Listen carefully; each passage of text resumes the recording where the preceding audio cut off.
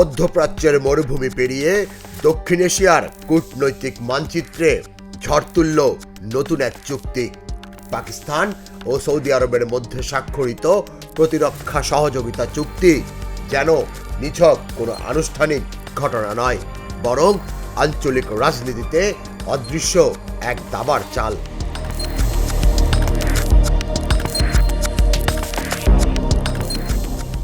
চুক্তির ঘোষণা আসতেই ইসলামাবাদের সামরিক সদর দপ্তরে আলো ঝলমলে উদযাপন। জেনারেলরা দাবি করছেন এই সহযোগিতা পাকিস্তানের প্রতিরক্ষা সক্ষমতাকে আরও দৃঢ় করবে। অন্যদিকে সৌদি কর্মকর্তারা ইঙ্গিত দিচ্ছেন মধ্যপ্রাচ্যে নতুন নিরাপত্তা অক্ষ গড়ে তোলার পথে এটি একটি মাইলফলক। কিন্তু এরই মধ্যে ছায়ার মতো ভর করছে সন্দেহ। এই সমঝোতা কি শুধুই অস্ত্র আর সামরিক প্রশিক্ষণে সীমাবদ্ধ, নাকি আড়ালে লুকিয়ে আছে আরো বড় কোনো পরিকল্পনা? সবচেয়ে বেশি অস্বস্তি এখন দিল্লিতে। ভারতের কূটনৈতিক মহলে টান টান উত্তেজনা।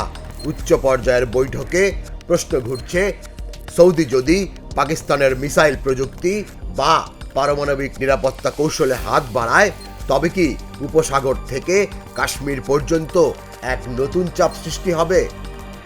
নীরবতার আড়ালে কাজ করছে ভারতীয় গোয়েন্দা সংস্থাগুলো। গোপন রিপোর্টে উঠে আসছে উদ্বেগজনক ইঙ্গিত। চুক্তির আওতায় যৌথ সামরিক মহড়ার পরিকল্পনা ইতোমধ্যেই শুরু হয়েছে। বিশ্লেষকরা বলছেন, এই জোট দক্ষিণ এশিয়ার নিরাপত্তা ভারসাম্যে বড়সড় পরিবর্তন আনতে পারে। ভারতীয় নীতি নির্ধারকেরা তাই দ্বিধায়।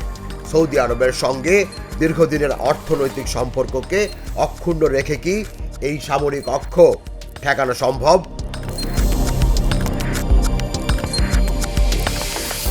অপরদিকে পাকিস্তানের কূটনীতিকরা নীরবে হাসছেন। তাদের ভাষ্য, এটি কেবল শুরু মাত্র। প্রশ্ন একটাই, এই চুক্তি কি সত্যি প্রতিরক্ষার নামে সীমিত থাকবে, নাকি ধীরে ধীরে ভারতকে ঘিরে ফেলার এক গোপন কৌশলে রূপ নেবে? সময়ে সব প্রশ্নের উত্তর মিলবে।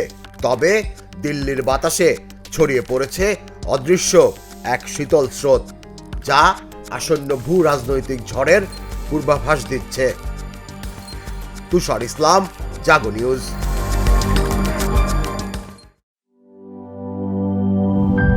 প্রাণ কফি ক্যান্ডি, কররা কফি, কঠিন স্বাদে হাইকে বলো বাই।